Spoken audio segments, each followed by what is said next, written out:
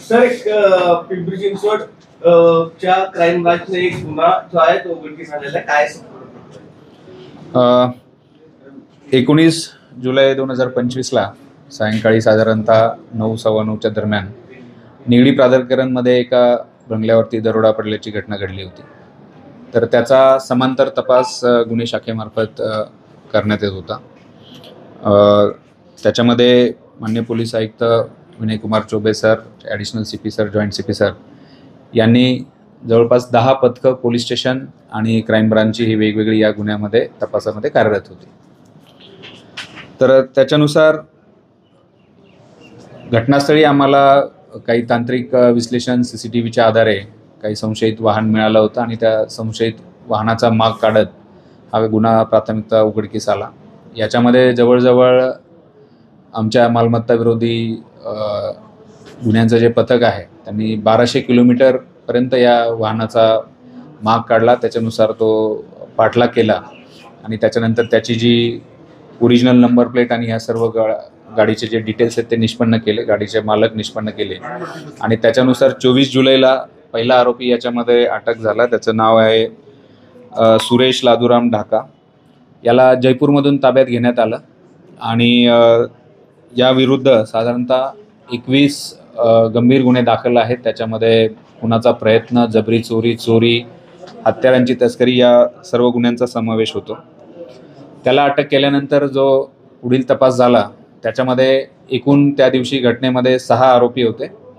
पैकी 3 आरोपींची आपल्याला नावं निष्पन्न झाली. त्यातला हा सुरेश ढाका. एक दुसरा जो आरोपी आहे ज्याला अटक करण्यात आलेली आहे महिपाल बिश्नोई आणि तिसरा जो आरोपी आहे आणि या गुन्ह्याचा जो ज्याला आपण मोरक्या म्हणूया मास्टर माइंड ज्यांनी ही सगळी गुन्ह्याची मोडस प्लॅन केली, सुभाष बिश्नोई. हे सर्वजण जे आहेत ते राजस्थान आणि याच्या हरियाणाच्या बॉर्डरवरती काय राहणारे व्यक्ती आहेत. अभिलेखावरचे गुन्हेगार आहेत. त्यातल्या आता 2घांना अटक करण्यात आलेली आहे. इतर एक आरोपी आणि 3 अनोळखी यांचा शोध घेण्याचं काम चालू आहे. यामध्ये एक महिला आरोपीचा देखील सहभाग आहे. त्यांची सुद्धा आपल्याला नजीकच्या काळामध्ये ओळख करून ती अटक होणार आहे. या गुन्ह्यामध्ये जे चोरीस गेलेला मुद्देमाल होता तो त्याच्यामध्ये आपल्याला सोन्याचे कानातले, एक टायटनचं घड्याळ, जे ग्रहस्थ होते फिर्यादी त्यांचं वॉलेट ज्याच्यामध्ये कॅश होती आणि त्यांचं आधार कार्ड, पत्नीचं आधार कार्ड, त्याच्यानंतर त्यांच्या गाडीचे ड्रायव्हिंग याचे RC डिटेल्स, हे सर्व जो मुद्देमाल आहे तो आपण ताब्यात घेण्यात आलेला आहे. त्याच्यामध्ये गुन्ह्यात वापरण्यात आलेली जी गाडी आहे ती सुद्धा याच्यामध्ये ताब्यात घेण्यात आली. असा एकूण 7 लाखाचा मुद्देमाल आतापर्यंत आपण याच्यामध्ये जप्त केलेला आहे. याच्यामध्ये अजून निश्चितच या PCR मध्ये काही नवीन गुन्हे केल्याचं अजून निष्पन्न होत नाही, परंतु तरी देखील आम्ही तांत्रिक तपास आणि इतर आरोपी अटक झाल्यानंतर याच्याबद्दल अजून माहिती आपल्याला मिळेल. ज्यावेळेला हा गुन्हा घडला त्यावेळेला एका महिलेचा देखील उल्लेख संबंधित जो पीडित व्यक्ती आहे याने केला होता, तर त्या संदर्भात काय सांगा? बरोबर आहे. यामध्ये या 6 आरोपींमध्ये एका महिलेचा देखील सहभाग आहे. ती देखील परप्रांतीय असल्याचं तपासादरम्यान निष्पन्न झालंय. आता तिचे इतर माहिती काढून त्यांना अटक करण्याची कारवाई चालू आहे.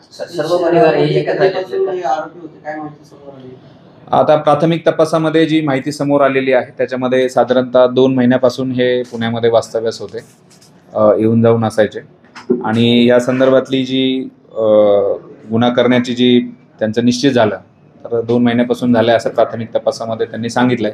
याच्या संदर्भातले पुरावे गोळा करण्याचं काम चालू आहे.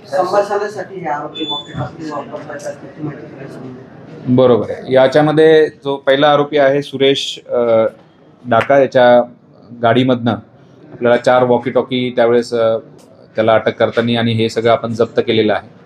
तर प्राथमिक तपासामध्ये ह्या गुन्हा करतेवेळी त्यांनी वॉकी टॉकीचा वापर केल्याचं निष्पन्न आलं. तर या लोकांना ही माहिती कशी मिळाली की ज्येष्ठ नागरिक एकटाच घरामध्ये आहे आणि त्याच्या घरामध्ये पैसे किंवा इतर जे सोन्याचे दागिने आहेत? याच्या संदर्भातली माहिती जी आहे ती सुभाष बिश्नोई जो आहे त्याच्यापर्यंत ही माहिती होती. आता त्याला अटक केल्यानंतर या सर्व गोष्टींवरती अधिक प्रकाश पडेल. जो यामधला मुख्य आरोपी आहे सुभाष बिश्नोई, तो देखील लॉरेन्स बिश्नोई यांच्या गावातील आहे. त्याचा आणि याचा काय संबंध आहे का लॉरेन्स बिश्नोई गँगचा? नाही. त्या गँग बिश्नोई जे लॉरेन्स बिश्नोई गँग आपण म्हणताय त्याचा आणि याचा कुठलाही संपर्क नाही. हे चोरी आणि याच्या संदर्भातले दरोडे अशा गुन्हेगारी संदर्भातले ही यांची पार्श्वभूमी आहे. ज्या पथकाने हे संपूर्ण प्रकरण उघडकीस आणलं त्या पथकातील अधिकारी कर्मचारी यांना रिवॉर्ड घोषित करण्यात येणार आहे का? निश्चितच माननीय पोलीस आयुक्त श्री विनयकुमार चौबे सरांनी या संपूर्ण पथकाला चांगल्या पद्धतीने सन्मानित करून आणि त्याच्यामध्ये चांगल्या पद्धतीचे रिवॉर्ड सुद्धा त्यांनी घोषित केलेले आहे.